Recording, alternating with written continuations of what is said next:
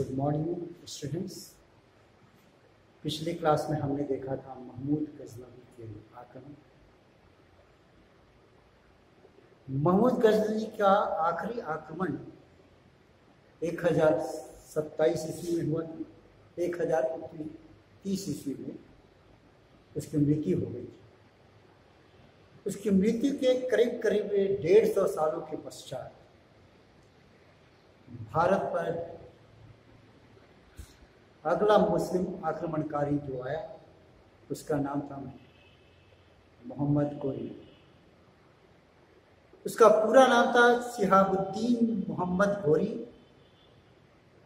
जिसे मुइजुद्दीन नामक दूसरे उपनाम से भी जाना गया। इसका जन्म 1162 ईस्वी में हुआ था और 1206 ईस्वी तक वह जीवित रहा। हम जानते हैं कि महमूद गजनवी ने एक विशाल साम्राज्य की स्थापना की थी, जो पिछले क्लास में हमने पढ़ा था। उसने घोर प्रदेश और ख्वारिज़्म प्रदेश पर भी अपना अधिकार जमाया था।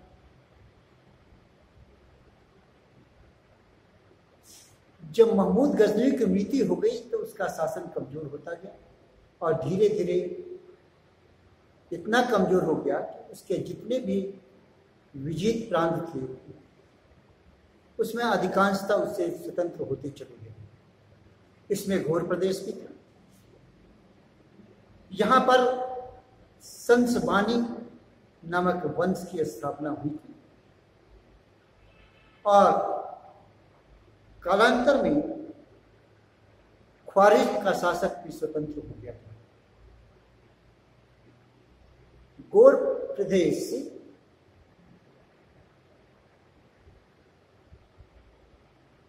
गजनी के उत्तर में, गजनी और हेरात के मध्य में स्थित है। यहाँ पर 1173 ईस्वी में गियासुद्दीन ने अपनी सत्ता को मजबूत कर लिया। उसका छोटा भाई शहाबुद्दीन मोहम्मद गोरी था। दोनों भाइयों ने मिलकर के संसबानी वंश को एक मजबूती प्रदान किया था। चूंकि गजनवी प्रदेश से या गजनवी के शासक महमूद गजनवी के वंश से घोर प्रदेश का बहुत ही गहरा दुश्मनाना था। चूंकि महमूद गजनवी ने घोर प्रदेश को कई बार पदाक्रांत किया था और उसकी समस्त व्यवस्थाओं को तहस नहस कर दिया था, अतः इन लोगों ने पहले महमूद गजनवी के क्षेत्र गजनी प्रदेश पर अपना आक्रमण किया और उसे विजित किया। कालांतर में हम देखते हैं कि ख्वारिज़्म के शासक भी मजबूत होने लगे थे, मगर गियासुद्दीन उनसे टकराने के लिए अपनी शक्ति को इकट्ठा कर रहा था। तो पूरब की ओर, दक्षिण पूरब की ओर उसका छोटा भाई मुइजुद्दीन यानी मोहम्मद गोरी अग्रसर हो गया। उसने गजनी प्रदेश पर पहले विजय पाया और चूंकि गजनी की सत्ता जहां जहां स्थापित थी उस पर उसने विजय अभियानों के द्वारा उसने अपना अधिकार जमाया। इतिहासकारों का मानना था कि वह गजनी प्रदेश का नामो निशान मिटा देना चाहता था, अतः उसके द्वारा स्थापित उन तमाम क्षेत्रों पर जहां उसके सामंत शासन कर रहे थे उनको समाप्त कर देना चाहता था। आगे की ओर बढ़ते हुए उसने भारत की ओर अग्रसर किया। भारत के जो पश्चिमी सीमा पर मुल्तान और सिंध, उत्तर पश्चिम में पंजाब और कश्मीर के क्षेत्र थे।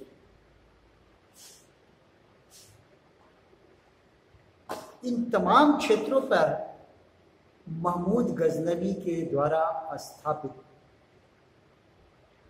जो शासन चल रहा था वहां पर मुस्लिम सामंत शासन कर रहे थे, जो किसी न किसी प्रकार से महमूद गजनवी से जुड़े हुए थे।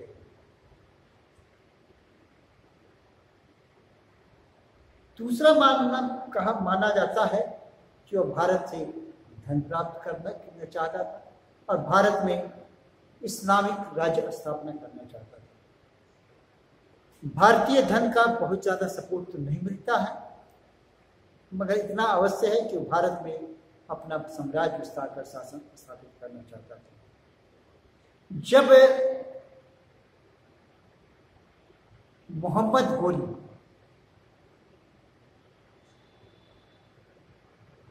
भारत पर आक्रमण किया, उस वक्त की क्या राजनीतिक और सामाजिक स्थिति है, इसका हम अध्ययन करेंगे। मोहम्मद गोरी जब भारत पर आक्रमण किया, उस वक्त भारत की राजनीतिक स्थिति पुनः उसी प्रकार की जब महमूद गजनवी ने आक्रमण किया। तमाम छोटे छोटे राज्य रजवाड़े भारत में शासन कर रहे थे। ये छोटे छोटे राज्य आपस में संगठित नहीं थे, जैसा कि पहले भी हम देख चुके हैं। अगर इनका थोड़ा विश्लेषण करते हैं तो हम पाते हैं कि सिंध और मुल्तान के प्रदेशों में गजनवी शासन के सामंत शासन कर रहे थे। यहाँ सिया संप्रदाय के लोग थे मुल्तान में और सिंध में भी। पंजाब में खुसरो मलिक शासन कर रहा था।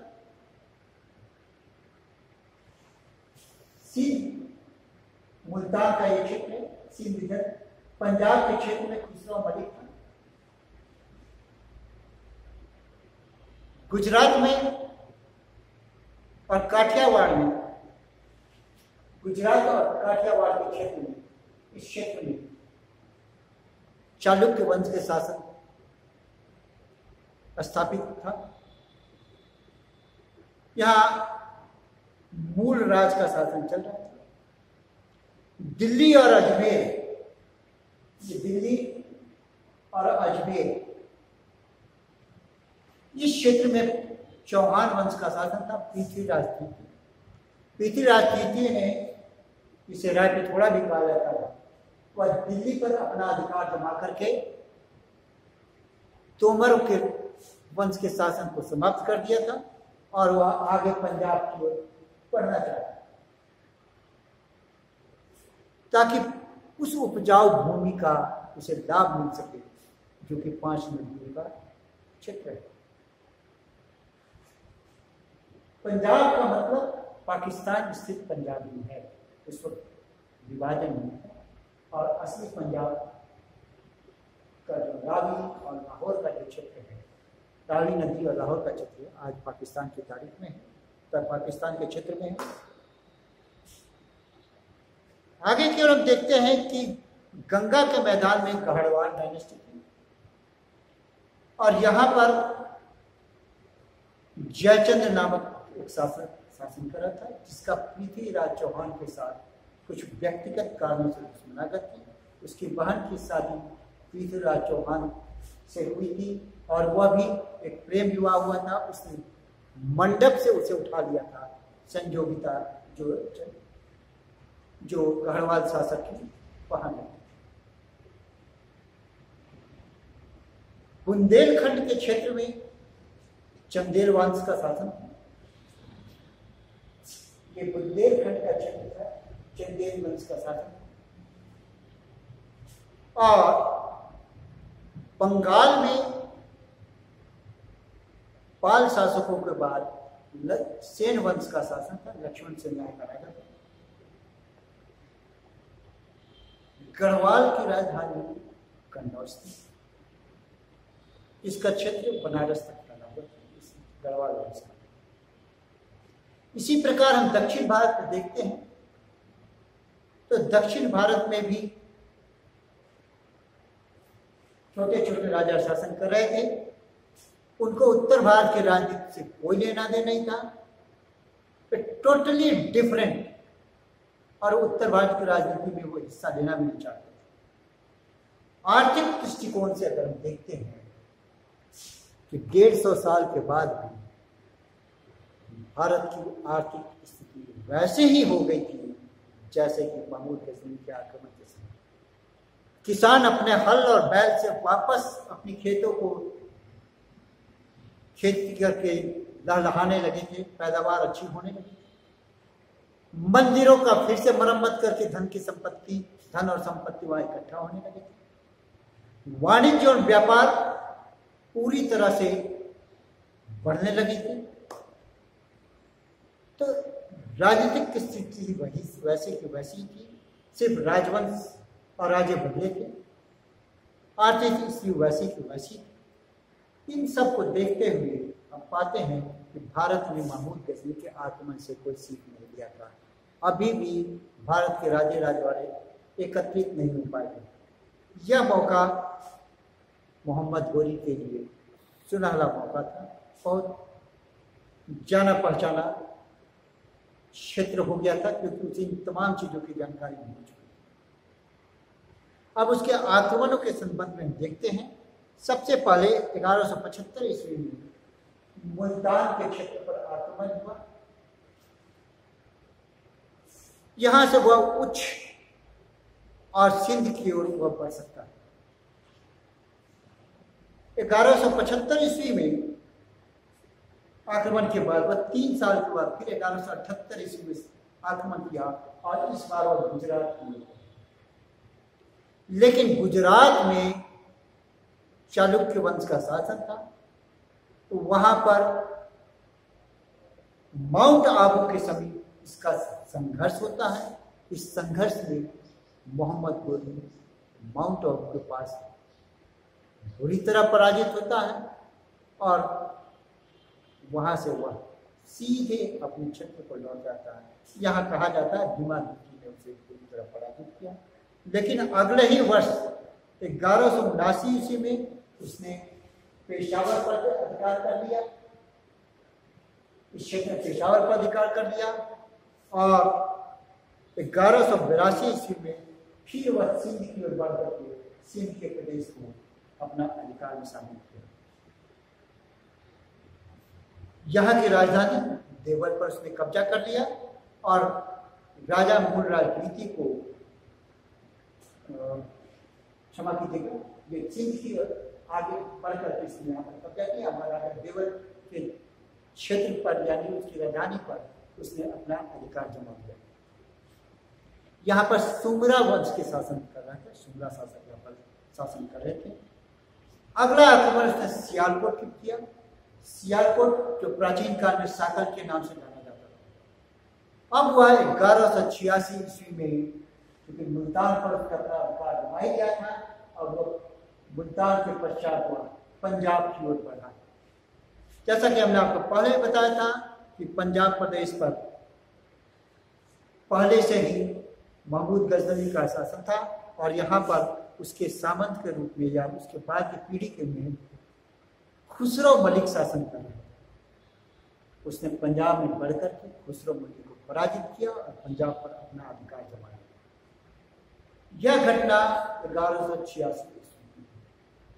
अब पंजाब के पश्चात वह सीधे दिल्ली की ओर बढ़ना चाहता था, लेकिन पहले वह भटिंडा, जो कि आज की तारीख में हरियाणा, राजस्थान, पंजाब की सीमा पर है, एक जो महत्वपूर्ण माना जाता था, अभेद्य दुर्ग माना जाता था, उस पर कब्जा करना था। दूसरी तरफ पृथ्वीराज चौहान जो दिल्ली पर तक आ चुके थे, दिल्ली पर अपना अधिकार कायम, वह पंजाब की ओर बढ़ना चाह रहे थे, और उधर से मोहम्मद गोरी पंजाब की ओर बढ़ना चाहता था। और जाहिर सी बात है, एक ही क्षेत्रों के लिए दो राजाओं अगर लड़ाई हो, दो राजा अधिकार करना चाहते हो तो संघर्ष होगा ही। यही वजह है कि 1191 ईस्वी में भटिंडा के पास ही तराई के मैदान में दोनों के बीच घमासान युद्ध हुआ। 1191 के युद्ध में मोहम्मद घोरी बुरी तरह पराजित हुआ और इतना बुरी तरह पराजित हुआ कि उसे जान बचाकर लौटना बहुत भारी पड़ गया, मगर उसने हार नहीं मानी। उसने कुछ कूटनीति किया, जयचंद से उसने आंतरिक से बात किया और अपना सैनिक तैयारी पूरा किया और दोबारा 1192 ईस्वी में भारत पर आक्रमण किया। और इसी भटिंडा के पास तराई के युद्ध में, जो दूसरा तराई के इंडिया सेकेंड बैटल ऑफ तराई के नाम से जाना जाता है, उसने पृथ्वीराज चौहान को पूरी तरह पराजित किया, उसे बंदी बना लिया गया और उसकी हत्या की। हालांकि उसके दरबारी लेखकों ने ऐसे कहा है कि उसकी आंख निकाल दी गई थी और वह शब्द भेदी बाण के द्वारा उसने मोहम्मद घोरी की तीर के द्वारा हत्या कर दी थी। लेकिन यह कपोल कल्पित कहानी लगती है, क्योंकि उसके बाद भी मोहम्मद घोरी जिंदा है।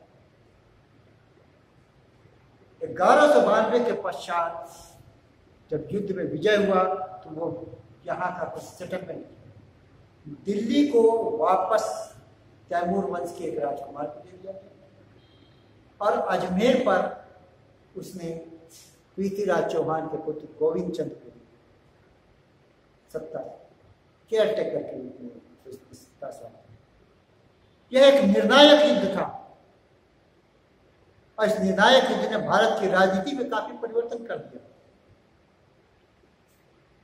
इस युद्ध ने निश्चित कर दिया कि भारत में अब तुर्की शासन की स्थापना होनी है। दोआब और पूर्वी क्षेत्र के राजधानी क्षेत्रों पर अब तुर्कों का शासन स्थापित होना है। और इस प्रकार हम देखते हैं कि उसने आक्रमणों के द्वारा किस तरह उत्तर पश्चिमी सीमा गुजरात पर भी आक्रमण करते हुए उसने एक विशाल राज्य की स्थापना के लिए पहला बिंदु रखा, माइलस्टोन रखा। अब वापस जब वह लौटा तो वह कुतुबुद्दीन ऐबक नामक एक अपने लेफ्टिनेंट को भारत छोड़ गया और उसका काम था कि दिल्ली में स्थापित तोमर वंश के राजकुमार और अजमेर में स्थापित पृथ्वीराज के पुत्र चौहान वंश के शासक जो था उसको अपनी जब सत्ता सौंपी गई उस पर नियंत्रण रख सके। कुतुबुद्दीन ऐबक एक बहुत ही योग्य सेनानायक था। उसने आगे बढ़कर 1194 ईस्वी में आगे बढ़कर के अन्य विजय किया, लेकिन उसके पहले 1194 ईस्वी में कुतुबुद्दीन ऐबक के आक्रमणों के पहले एक बार फिर से मोहम्मद घोरी भारत आता है और उसने चंदावर की लड़ाई में कन्नौज के शासक गोविंद चंद को पराजित करता है और इस प्रकार इसकी सीमा अब बनारस तक है।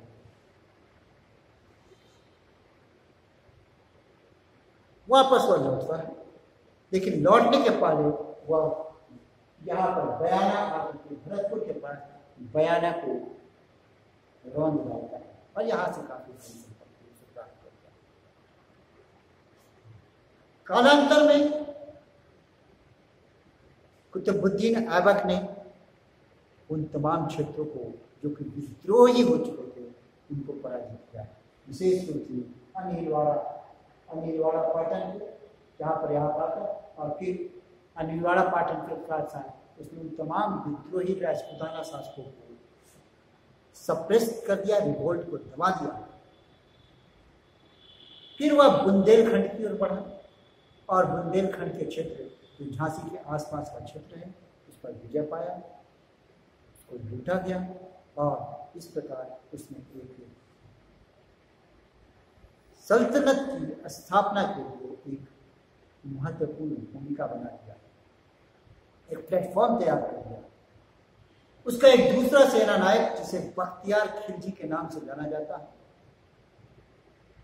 वह अपने आप को जहां सोच करता था, यानी कि जहां को जलाने वाला, और यही वजह है कि वह बख्तियार खिलजी बिहार में नालंदा पहुंचा और नालंदा में उस विश्वविद्यालय को, जिसे हम नालंदा विश्वविद्यालय के नाम से जानते हैं, विश्व प्रसिद्ध विश्वविद्यालय था, उसको वह न सिर्फ ध्वस्त किया बल्कि उसमें आग लगा दिया। यहाँ पर 3 लाइब्रेरियां थी, रत्न सागर, रत्न नदी और रत्न रंजन। इस लाइब्रेरी के तमाम पांडुलिका, तमाम पुस्तकों को उसने आग के हवाले कर दिया। कहा जाता है कि यह आग 3 दिनों तक जलती रही और ये सारी पुस्तकें हमारी धरोहर थी, वो सारी की सारी बच गई। बख्तियार खिलजी और आगे बढ़ा और बंगाल पहुंच गया। और बंगाल में लखनौती में, जहां पर पाल वंश के बाद सेन वंश शासन कर रहे थे, वहां पर लक्ष्मण सेन शासन कर रहा था, उसको उसने पराजित किया और उसकी हत्या की। 1202 ईस्वी में उसके बड़े भाई की मृत्यु हो गई और बड़ा भाई गियासुद्दीन के मृत्यु के बाद मुइजुद्दीन मोहम्मद गोरी वहां का शासन बना। तभी उसे समाचार मिला कि तुगरिल बेग ने ग्वालियर पर अपना अधिकार कायम कर दिया था, ग्वालियर का क्षेत्र कायम कर चुका था। और इस प्रकार हम देखते हैं कि 1202 ईस्वी तक उसने उत्तर भारत के तमाम महत्वपूर्ण क्षेत्रों पर उसने अधिकार कर लिया। और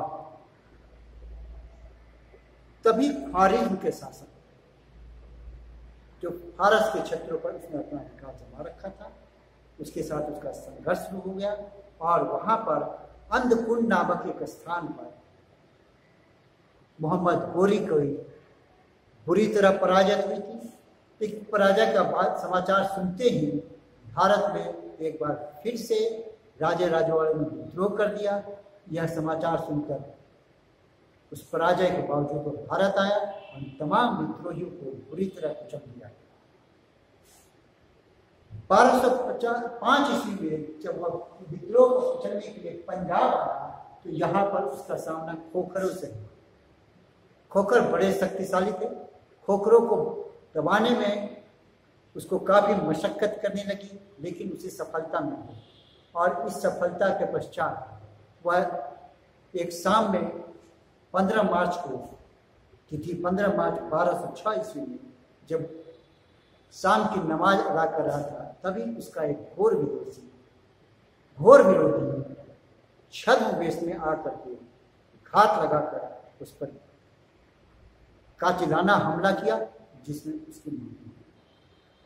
और इस प्रकार मोहम्मद गोरी 1206 ईस्वी में सिंधु नदी के तट पर अपने अंतिम शासन किया।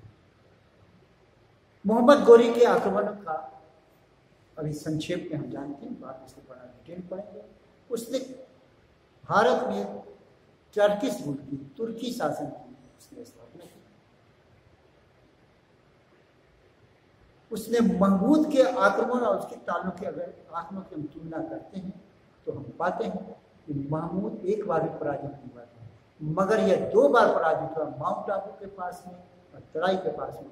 इसके बावजूद उसने हिम्मत नहीं आया, भारत पर आक्रमण किया और भारत पर उसने अपनी स्थापना करा, पहला कदम उठाया, शासन स्थापना का पहला कदम करा। मोहम्मद गोरी एक ऐसा इंसान था जो लोगों को पहचानने की क्षमता है।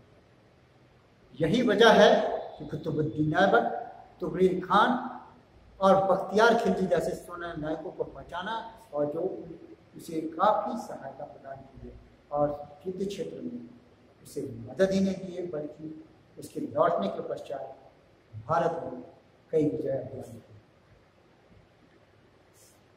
मोहम्मद गोरी एक जन्मजात सेना नायक है, मगर अपने युद्ध के द्वारा, अपनी विजयों और पराजय दोनों के द्वारा उसने काफ़ी सीख लिया, काफ़ी अनुभव लिया और ये एक सफल विजेता के रूप में गिना जाने लगा। हालांकि वह अधिकांशतः अपना समय घोर और गजनी में बिताया, लेकिन उसका नियंत्रण भारत पर पूरा था और यही वजह है कि भारत में एक सुदृढ़ शासन कायम कर था। आज इतना ही, अगले क्लास में देखेंगे उसके आगमन का परिणाम और टर्किश आक्रमण की सफलता की क्या कहेंगे, या उल्टा कहें भारतीयों की पराजय क्या कहेंगे।